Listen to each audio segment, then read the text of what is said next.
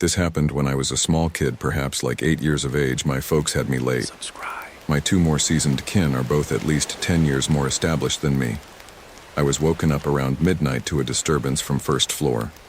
One night, it was my folks. I aired out my entryway.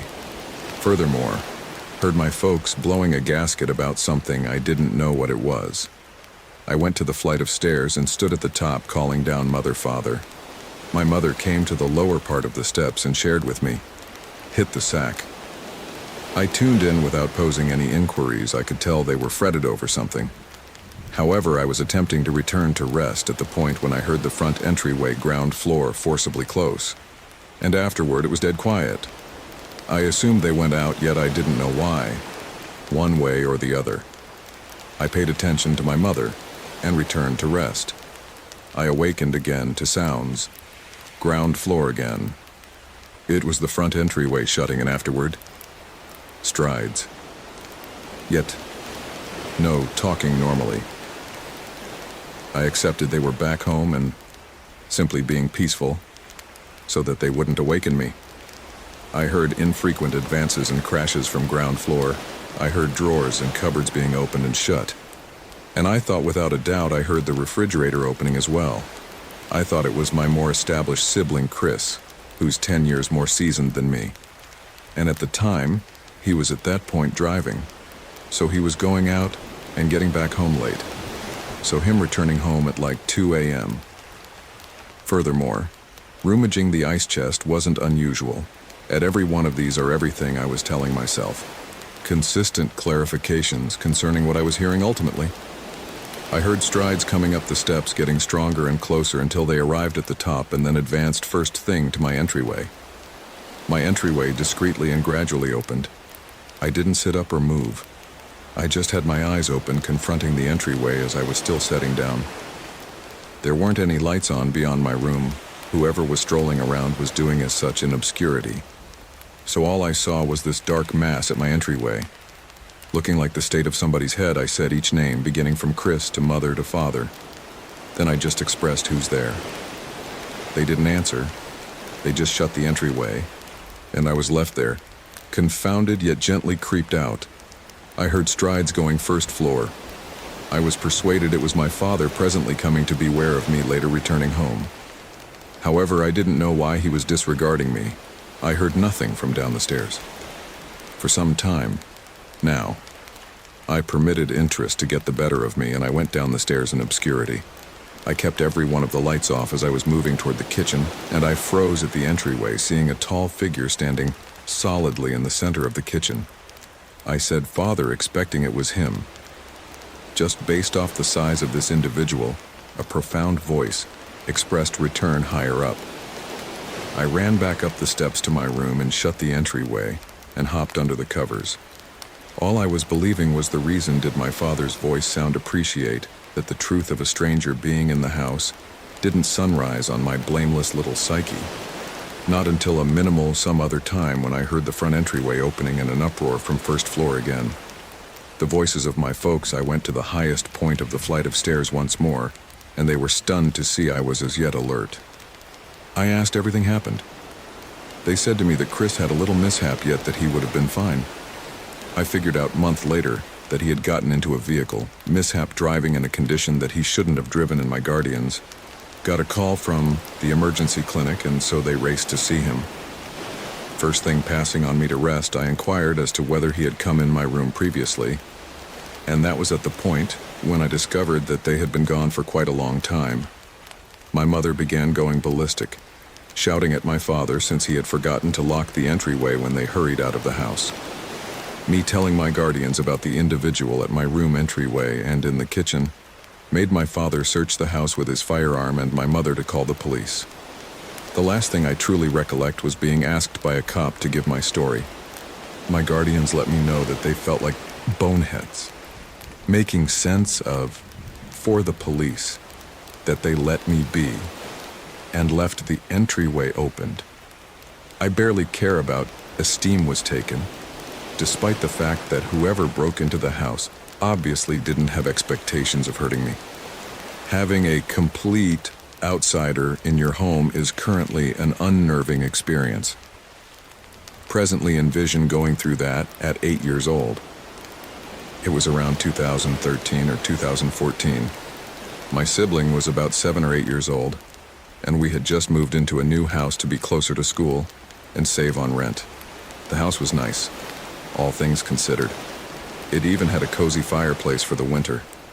My sibling was really into Batman and had this Batman car that made sounds and lit up when a button was pressed. It was his favorite toy, so he played with it often. One evening, he came inside from playing in the backyard and told us he found something. My mom and I asked what it was, and he showed us a picture of a little boy. It was one of those tags you get if your parents pay extra for school photos. The picture was dirty and worn, to the point where you couldn't even see the year it was taken. We thought, okay, some parent lost their kid's picture, no big deal. But then my sibling said something that confused me. "That's Pal," he said. I looked at him, asking him to repeat himself, and he did. He pointed at the picture and said, "This is Pal, he's my friend." I slowly nodded as if I knew who he was talking about. The main reason this confused me was because my sibling didn't make friends easily, and he had no friends that I knew of, and this Pal just came up once we had moved. I brushed it off, thinking he had befriended a neighbor's kid and somehow got the school picture as a keepsake. That night around 3 a.m., when everyone in the house was asleep, I woke up to the sound of my sibling talking. Naturally irritated, I went to his room to tell him to go to bed, or else he'd wake our parents. It was strange because, when I walked into his room, he was sitting up straight in his bed, as if he was really talking to someone and not just to himself or his toys. I told him to go to sleep, and then I went back to bed. A few days later, my mom was talking to me about my sibling and asked if I had seen him get up at night. I said no, except for that one night when I woke up to him talking. She said he had been acting strange, but as usual, we both dismissed it as him just being a kid. Now in my room, my bed was right across from my door, meaning if I turned over, I could see into the hallway directly in front of me. One night I woke up to use the bathroom. Still afraid of the dark, I left the hallway, light on, knowing my dad would switch it off once he got up. I'd probably be asleep by then.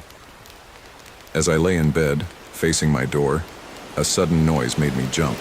It was my sibling's Batman car making sounds. I got up to tell him he shouldn't be up this late playing, but when I entered his room, he was asleep in his bed, with the toy across the room on the floor, still making noise. I walked over to it and turned it off.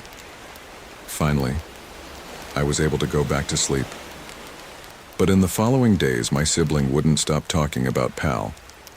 It was really starting to freak me out, so I went over to the neighbors' houses. The one to the right didn't have kids, and the other house was vacant. This started to concern me, but my dad said it was probably an imaginary friend he made up.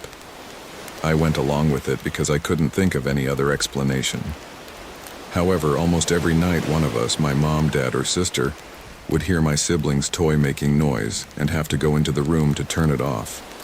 I explained that I had to do it too, and mentioned my sibling talking to someone one night. My dad swore up and down that the toy was probably motion activated, but when we checked, there was no mention of motion activation in the instructions.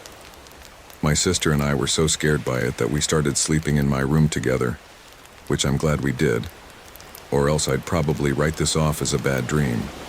One night, my sister and I were talking, trying to keep each other calm and feeling safe until we heard that dreaded noise from my sibling's toy. We both looked toward my door and into my sibling's room, which was right across from mine. Our faces turned to horror as we saw our sibling's toy moving past the doorway, completely on its own.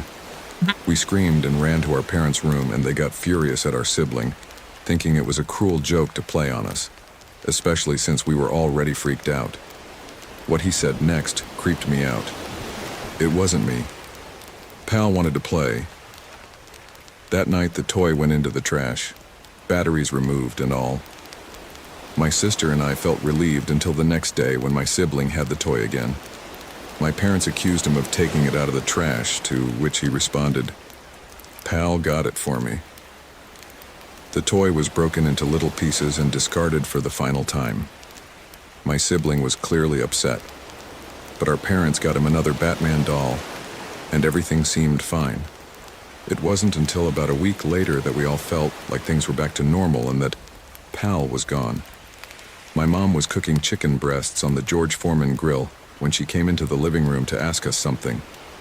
Suddenly, we all jumped as we heard a crash in the kitchen. We went in there to find the George Foreman grill halfway across the kitchen, as if it had been thrown. My mom swore it wasn't near the edge, and my dad had no explanation. Nothing happened after that, and we moved out about a year later. But to this day, I still wonder if my sibling's imaginary friend, Pal, wasn't so imaginary after all.